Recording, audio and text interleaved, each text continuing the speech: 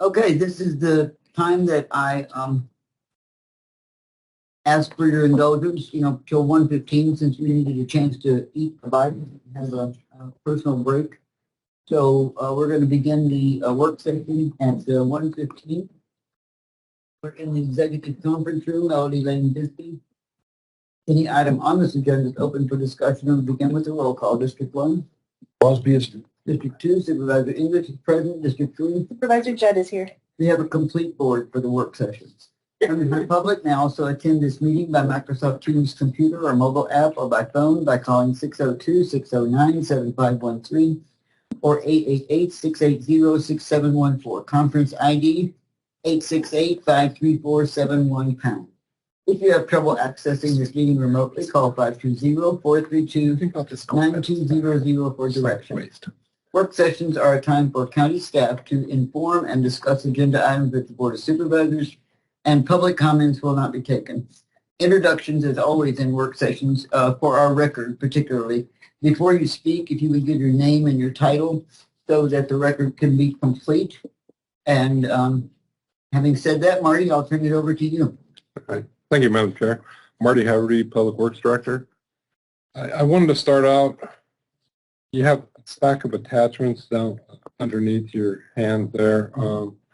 So we'd probably start with solid waste, but one of the first things I wanted to mention was some personnel changes that we've had. We had Manny Gonzalez. He was the longtime operations supervisor at the light fleet shop. He retired a couple months ago. We found an internal applicant that has a lot of leadership ability that's going to be a stepping in. He's Steve Eason. He's been a mechanic for us for about 8 years. With Steve moving up, we did an external recruitment to find another mechanic, and we found it's pretty difficult right now.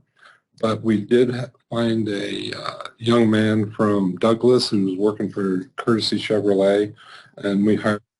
Be starting here in the next week or so. So light fleet will be stabilized pretty well. We had been chartered to part, and so we filled that superintendent role with the internal applicant. We promoted Robert Hill. He was the operations supervisor at the Wilcox Road Yard, and he'd been there for approximately 5 years. Before that, he'd worked for Pinal County, and we promoted him. He doesn't have a whole lot of solid waste experience, but he's really demonstrated that he's a great team builder and a great solid workforce. So we're going to give him an opportunity and move him up, and he'll be starting here shortly. Okay, so going into solid waste, the first attachment you have is cell 5 balance transfer or balance timeline. We wanted to give you that just to let you know where we are on funding of cell 5. That cell 5 will be going out to bid next week. Procurement has it right now. I believe Paul is going to be working with Annie to review that before we get it out to the public to compete that thing. But one of the things we're really concerned about is how much money that's going to cost. As you guys know, we've owed the general fund money in the past because we didn't have enough saved up for cell development. So I just kind of wanted to give you a snapshot of where we were on that development fund, that capital fund, and how we're going to pay for this thing. When we started the fiscal year, we started out, we had $2,578,000 in our fund getting ready to go. We contributed $900,000 from our O&M account, transferred that over from the monies that we made to help fund that. We earned about $9,000 interest. We paid $82,000 for design consultants for that next cell, and that brings us to $3.4 million. We found other money within our budget from other funds that we're transferring in, so we're going to transfer an additional $1.7 right there in July. And so we'll have $5.2 million to fund that cell. The last cell that we've done, there it is. The last cell cost us $2 million to do. With inflation and everything going on in the economy, we really don't know where we're going to come in at, but we believe that $5 million will cover that. Hopefully it comes in about $3.5 million, and we'll have some excess there. Basically what I wanted to talk to you about there. Recently we met with the city managers who make up the rate review advisory board for solid waste system and talked to them about where we're going to be on tipping fees after we finalize budget. Tipping fees really drive our revenue, cover our expenses. Right now they're $64 a ton, and we project that we'll be able to do the same thing, keep the tipping fee at $64 a ton. They wanted to make a recommendation that we do that. They wanted to make the recommendation to the board that we keep the tipping fees the same. So I guess this is notification that they're recommending that to you guys. When we have our year-end projections on our revenue expenses, if you look in the very bottom right-hand corner, you can see that we're projecting by June 30 that we'll have made $1.85 per ton off that $64 tipping fee. So we're doing extremely well on that. And that is despite the excess funding that we're throwing into that capital account for the cell development on this next cell, net construction. So it's always. Are we making any money on recyclables? Not right now. Not really. We're adding value. We're charging $64 a ton, as you know, for all the recyclables coming in. And then the main thing that we're selling right now is metal. And metal was $150 a ton, and that metal price has decreased. Right now it's about $70 a ton. We're doing okay, but it's not like we're getting rich off it. But it is stabilizing that tipping fee. And that's the great thing about that. The recycling is it helps stabilize the tipping fee because we're generating about $200,000 additional revenue on top of the $64 a ton revenue. We're projecting that we bring in about 80,000 tons this year, 81,000 tons throughout the course of this year, and that's pretty healthy. We've had years where it's been down in the 70, and when that tonnage goes down, we still have our same costs, and so we're spreading those costs over less revenue. And so right now we're doing really well. And if we can keep that same 80,000 or increase that, we'll even do better.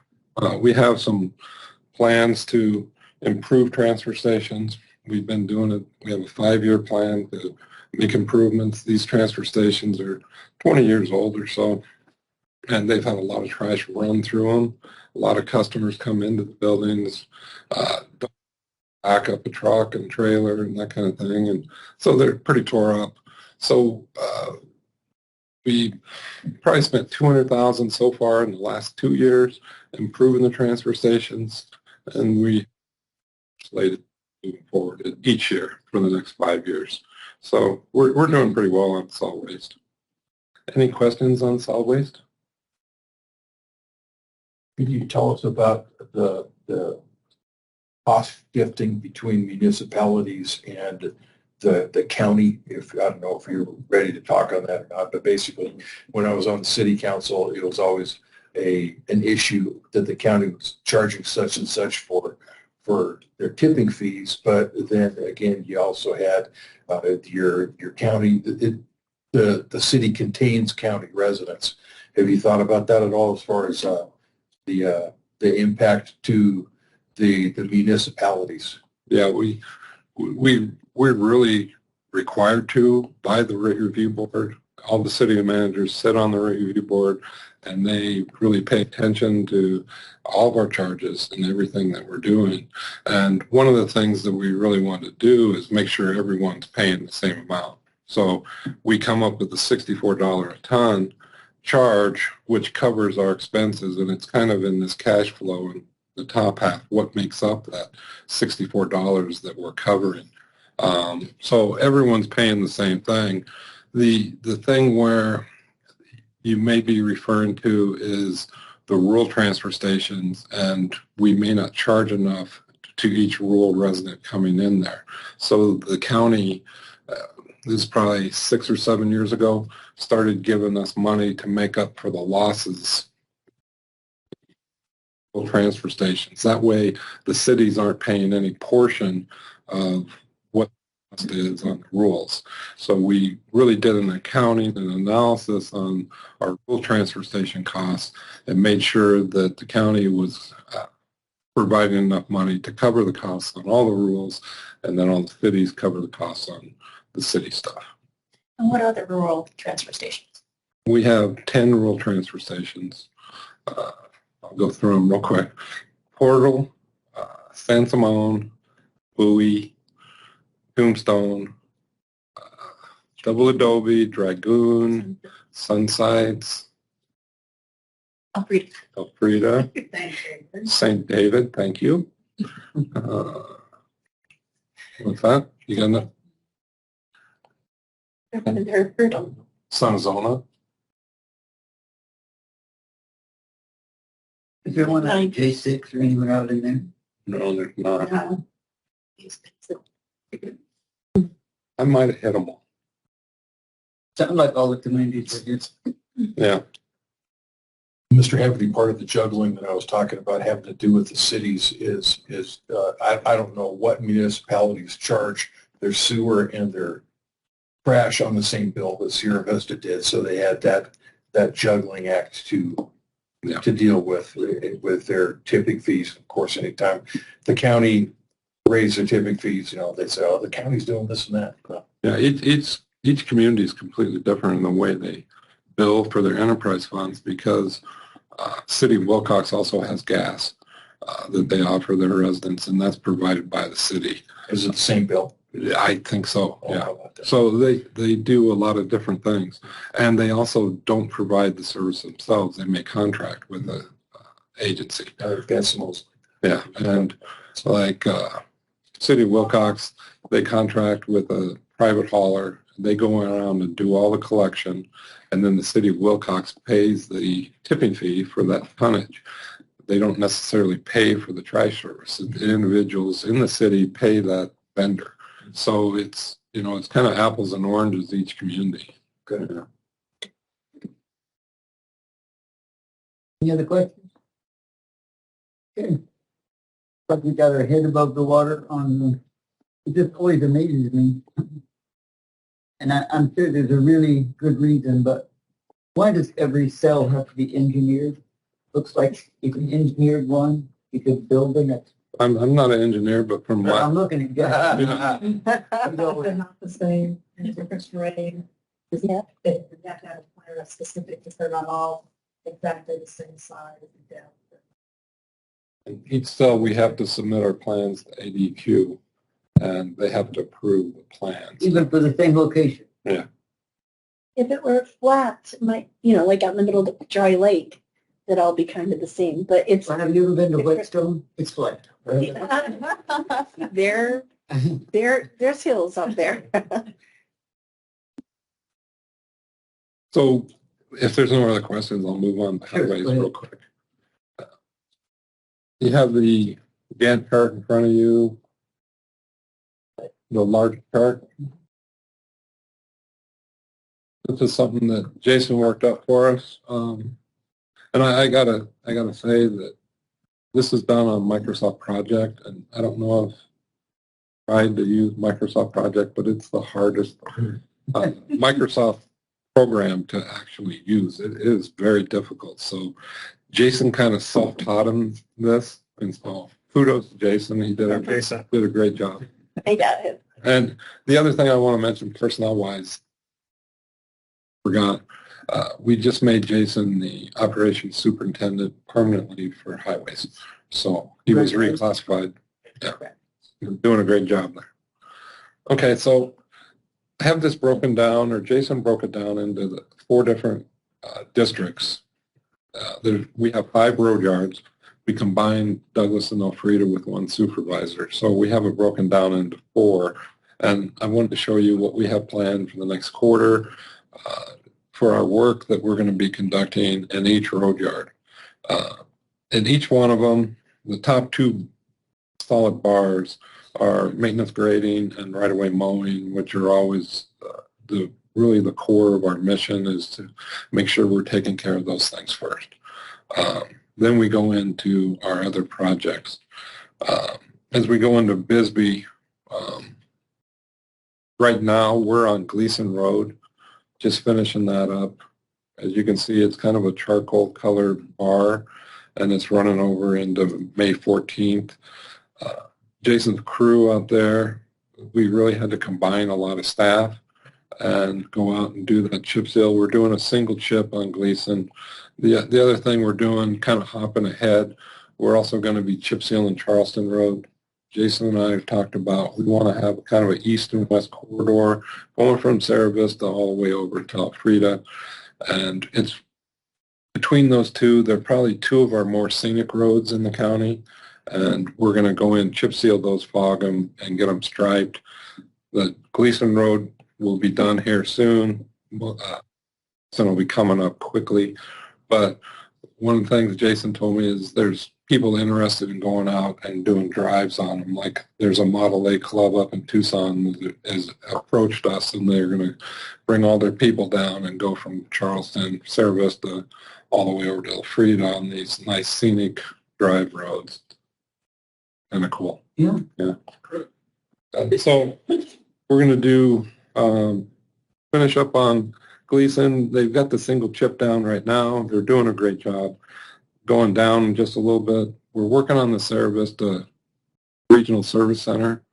We're doing we crack filled it. Now we have a contractor in there. Last weekend they did about 2/3 of the job, and they did a slurry seal on that parking. Very old, for 20 years old, and there was been no maintenance on it whatsoever. Contractor looks like they did a really great job. It looks like brand new pavement on it, and very inexpensive to they're going to come in and go on the back side of that building now where CCSO is and wrap around there and then do the striping, and they'll be completed there. So it'll look great. Looks like $1 million for $100,000. So Good. Yeah. We have the contractor coming in and doing they're going to be doing the chip seal on Charleston Road.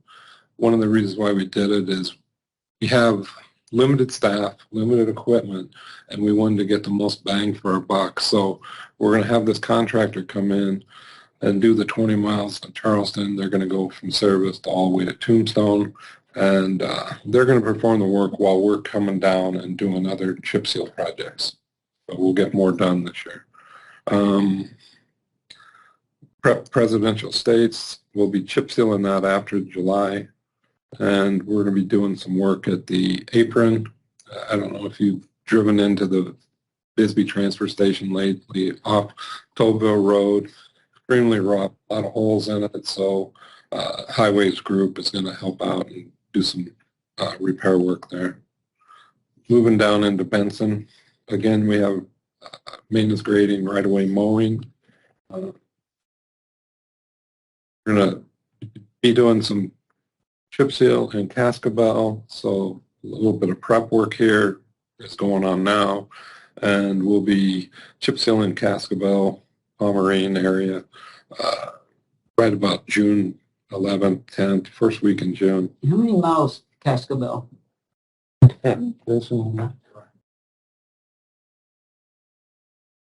14. And it is currently not surfaced, or you No, it is. fixing the We'll go blacktop? in, yeah, Or we'll you do go in blacktop? and do a single chip over the top of it, and then fog it and seal it. There was some communication at one time when we were talking about roads in that area, and one of the things they said was they want their road to stay gravel out there in Cascabel because it keeps people going a little slower, and Yeah, it avoids some of the traffic problems that they have in cities. but So, 14, you're just 14 redoing miles, what's there. yeah. Yeah. We're just doing maintenance on it. We're not doing new construction at all. I can remember several years ago in the road leading out of Douglas, and we had every intention of doing a mile a year on Geronimo Trail. Oh. And the people living out there said the very same thing at that time, 20-some years ago, or 30. Oh, no, we don't want it chip seal because we don't want people coming out here. Yeah. And the last 15 years, all they've done is rant and rave because it's not chip seal. Yeah. You know? Yep. I better print those emails out so you can pass them down. Yeah. So, yeah, our goal for the year, right, since we're in chip seal season, we've been at it for 2 weeks now. Our goal is to get 70 miles of chip seal done. And with a 36, I mean, it can be done, but it's going to require a little bit of help from a contractor. We'll get 20 miles done with Charleston while we're doing everything else. And it's going to make a pretty large impact on our whole system and make sure that we have everything maintained. But if we do 70 miles every year, every 10 years, that would require us to come back and do it again. With a fog in between there to stretch us out to 10 years, it should be attainable. Moving off Palmerine, going down into Douglas, again, right-of-way mowing and maintenance grading, and then group part of Gleason Road is Bisbee's, part of it is Douglas's or Alfreda's road yard's responsibility, so they're on that. We're a little bit ahead of schedule on the Gleason project, and we jumped over. We had extra oil, and so we did about a mile on Mormon the other day. So we're doing pretty well there, and a little bit ahead of schedule. If you kind of look at that prep Mormon Road and then chip seal Mormon Road, that's all the way out in the third week of May, and we already got a mile of that done. So we're doing pretty well there. Dropping Cox, same thing, maintenance grading, right-of-way mowing. We have the red bar, we have some repair work to do on Bell Ranch Road that's caused by the dairy and all their excess truck traffic. So we're going to go in there in the next week or so and do quite a bit of hot mix on the road to repair that. And this may get pushed just a touch because they're going to be into harvest here pretty soon and tearing it up more. But our thoughts on what we're going to be chipping before July 1 in the Wilcox area is Marguerite, Circle I, and Grant just a little bit. So that's kind of what we're doing now. And we're prepping by hauling chips up in the area from our vendor and staging them and getting them ready. So we got that going so we can slide right up into Wilcox and get on that right around that in the May. Marguerite is off Airport Road. No, whenever you make the curve going north on Fort Grant Road, right after the big curve, it's right there. It goes east and west. So basically, it's a mile off of. Just goes to farms or something? There's homes on it's residential. So you can go. But you can take Marguerite all the way to Circle I Road. You know that goes up to the W Mountain. It goes all the way from Circle I Road. It's between Packing Plant and then the Fort Grant Road. If you take the exit Close to town. off I-10 Taylor, then go straight up Taylor and then Marguerite. Right at Fort Grant west. Road, you'll hit Marguerite. Yeah. It's close to town, like a mile out of town. Yeah, so we're It's gonna not very long. when we chip seal these, we're also gonna fog and stripe and have them looking good. So that's our work plan, and I'll give you more detail on a weekly basis as we go through this. And some of these things will change slightly, but not really too much. But the timing may change slightly depending on equipment breakdown or how well we're doing out there. How much more is it costing you this year than it did last year for I say the oil mixture that you use for? Yeah, I'm sure. Steel project. Jason, you know. I do not know. I know that the cost is very similar to what it was last year, just based on budget first. Oh, okay. Our fuel costs are, There's been when such you a look at, fluctuation in fuel prices, and I wondered how that affected the other products, like the ones we do chip seal. we track fuel prices every week from our vendor, and oil is related to that. So diesel fuel is really similar to what it was last year at this time. I think it might be even a touch lower than what it was last year at this time. So I don't suspect our oil is much more expensive. Okay, good. Any questions on the work plan? Is the the state road district office staying separate? Yeah. Is there any point in asking them to fix the bypass between Charleston and Bryce? It's going to get around to it when they get around to it. You know, between the old Walmart and the Yeah. Walmart. Yeah, it's terrible. I don't know, Jackie, but you can answer that better. That project is on there. I saw some stuff in the paper, but I think it's just kind of general knowledge There's that a terrible stretch by the. they're saying Drive, it's- excess rains caused premature erosion and whatever, and they're going to get on it as soon as possible. But Does the state said that? I guess the state made comments to the Herald about that. Who initiated it, the city, or do you know? Yeah, I think the city's been Okay. on them, and I think the We're Herald has really been far behind. I-10 between the thing, this side of Vincent, the thing, I-10 between the thing and the border of New Mexico are terrible. Until you get across the line in New Mexico, then it's worse, but that's New Mexico. No, But the highways are bad right yeah, now. we look at these ADOT roads and they have real issues out there. I'm really happy and pretty proud that our roads are looking as good as they do right now. At the county. Yes, yeah. The motorcyclists, they dislike that part by Walmart real bad. Oh, yeah. All that. What would happen, is anybody have any experience with taking a place that is in that bad a shape and just hitting it with a grinder to try to level it out? Or are you just asking for trouble doing that? You know?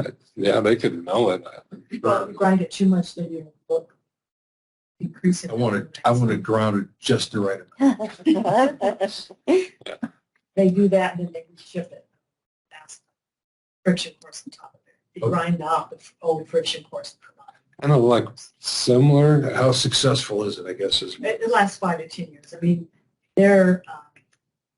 it's a maintenance activity. It's not new asphalt. It's not a mill and fill. So it lasts 5 to 10 years. So what's out there lasts probably 5 years.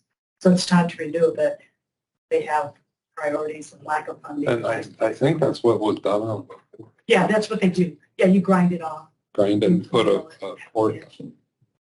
little bit of asphalt on it. Yeah. okay. I guess what I say, is there any point in asking the state Just road grind it people to off. come? Well, you got to do something. Yeah, they can just grind off the friction. So, yeah, you have contacts up there, don't you? Jack? Yeah, but it's not on the 5-year plan. But, well, they have a maintenance plan that they do every year, but I can ask them. Well, that's what you said. Plain off, you know, between- Service is Tucson. Oh, see, What was it? It changed a couple of years ago. Thank you, David Service.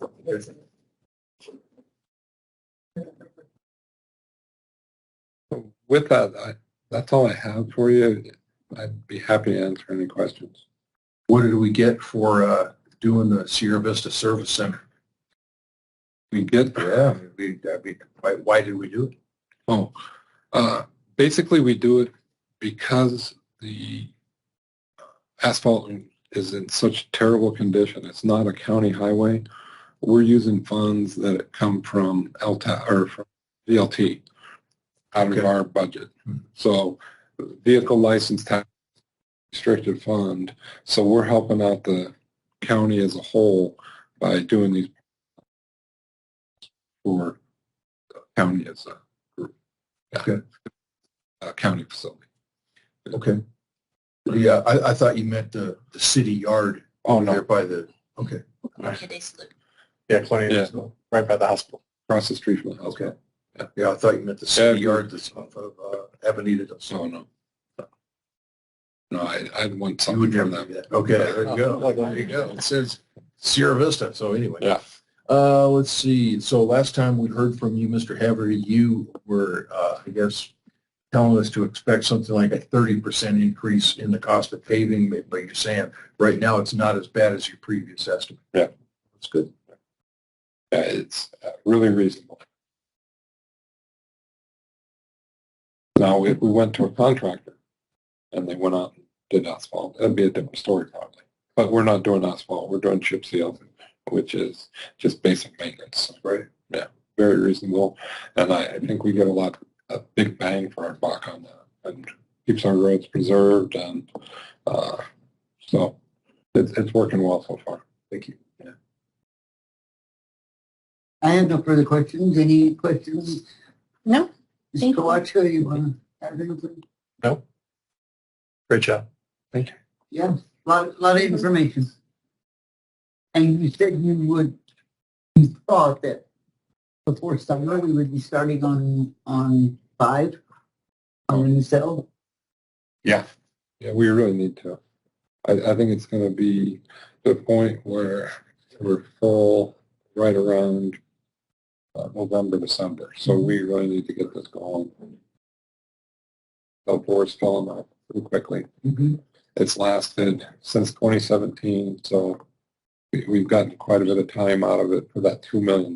But how about the, you need any, you looked at, I'm sure you have, I shouldn't even ask the question, more compaction material, because that's always what makes it last longer. Is Yeah. the ability to compact. You guys approved that compactor, the new compactor. Do we have it now? Yeah, we got the compactor. Okay. It's $970,000, and it's doing a great job. In fact, every quarter we measure our density, and that's basically our performance on how well we're compacting, because we want to keep an eye on that because it's so valuable, that airspace. Right. And we're running about, I think the last density test was 11,083 pounds per cubic yard that we put in there. We have a drone fly over every quarter, and they do the calculations. That performance compared to others on the West Coast is better. A lot of them go 900 to 1,000, and we're pushing out there 1,100. So our guys out there are doing a great job, and it's really saving us a lot of money on prematurely filling up the cell and having to build another one for however much money it's going to cost. Yeah. Will we ever be at the stage where you're looking to, call it mining gas or anything from our landfill?